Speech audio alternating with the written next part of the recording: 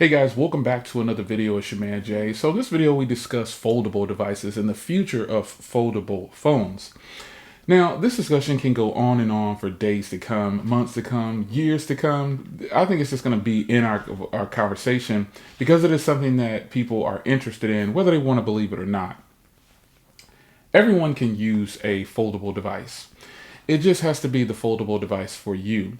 And I think that's where a lot of people probably draw the line, or they really don't know what they want when it comes to a device. If you've ever taken a marketing class, you'll hear the instructor saying people don't know what they want until you tell them what they want. And in some situations that could possibly apply. But I feel like when it comes to foldable devices, people are just on either one side of the fence. They either like foldable devices or they think they don't, just based on a couple of minutes in the store or what it looks like or what they think it does not have or what they feel it cannot do for them. And I think the only way to get to combat this is to get more foldables into people's hands.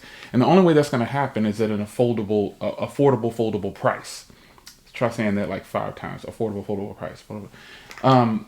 I think when ZTE first brought out the Axon M, which here's my Axon M right here, still like brand new, works great. Not the fastest as far as processing power when it comes to day-to-day tasks, but it still in fact works, and it could last. If this was my only foldable device, the plus side to this is the size of it. It is super compact, and then you get to open it up into 2 separate displays. And I think this is the direction of foldables to what I like. Now, ZTE tried to combat this by having the screens on the outside and then having them fold up like this. But the problem with this design is that your screens are exposed and then you definitely run the risk of cracking them. And it's sad because this is a nice premium build that's on this side of the device. And it too suffers from that one camera deal, just like the Surface Duo with just one camera. Now, ironically enough, both of these devices have decent cameras to where it would work for you.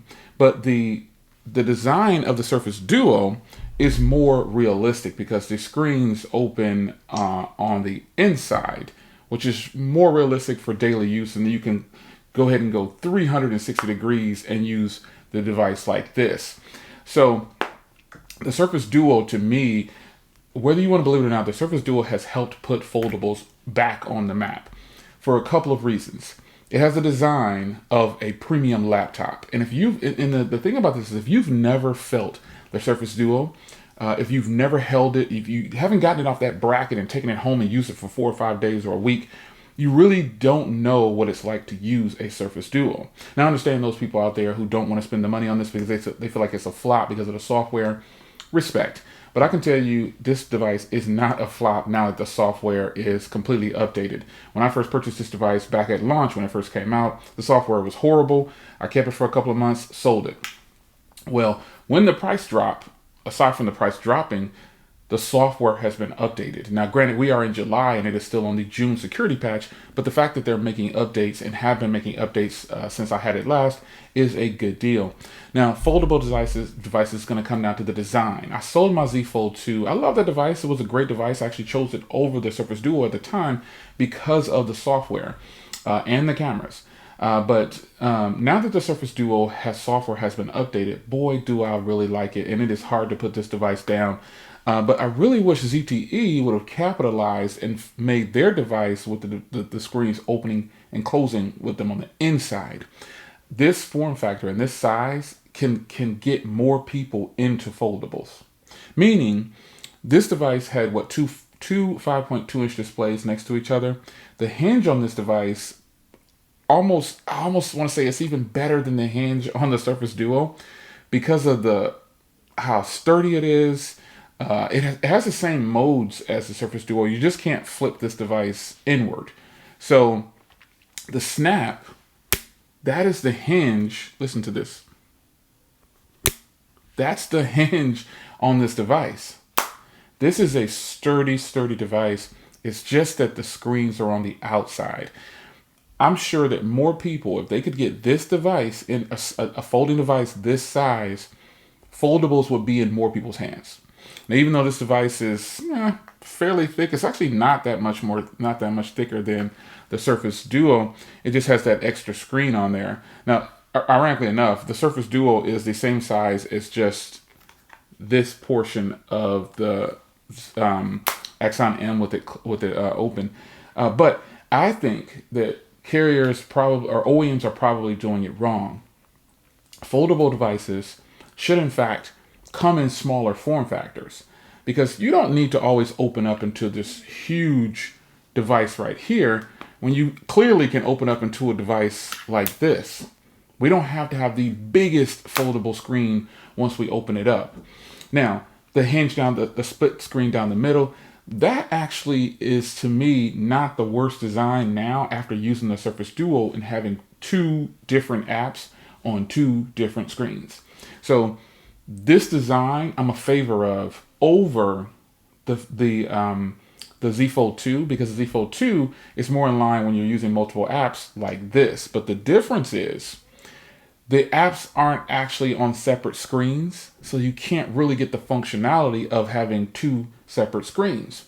A lot of people laugh at this design, saying it looks silly. There's this crease down the middle.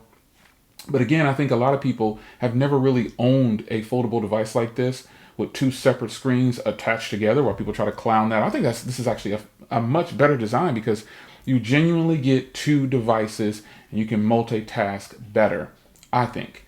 So, and you do have the option to spread the software over both screens. Now, this is where the Surface Duo comes in and doing it better. I think ZTE had an opportunity and they dropped the ball big time with this device, because this hardware is super premium. I remember when I picked this up and I started to tell people, you need to grab it. This is $100. This was a $900 device. A year later, or however long it was later, it dropped to $100. And I told everybody, you need to buy this device. You may think you're not going to like it, but everyone who bought it put it to the test and they actually liked it. So if carriers can get this foldable style, where it opens up into a tablet mode in a smaller package, I think we will definitely see the rise of folding devices. Hands down, no ifs, ands, or buts, we will see a rise and an increase in foldable phones, period. The folding device of the Z Flip, that is just a folding phone. And it's meant to be that way. It's meant to give you that compact size, and you don't really want a tablet in your pocket. Well, that's where phones like this come in, and the Z Fold 3 and Z Fold 2 and Z Fold 1. Those are for people who want a very large tablet-like device in their pocket. Now, for those that don't want that and they just want a phone, then I highly recommend the Z Flip. You just can't go wrong with the Z Flip. It is an absolute beast of a phone, I would say, and it's just that. Some people used to say it looked like a woman's makeup kit, all these jokes that people make up. Most of the people who say these things or tend to go to bash first have never owned any of these devices, period. And that is pretty much how it goes in the industry. I think the fate of foldable devices is going to lie not on Samsung. It's going to lie on companies like Microsoft making them with this type of setup.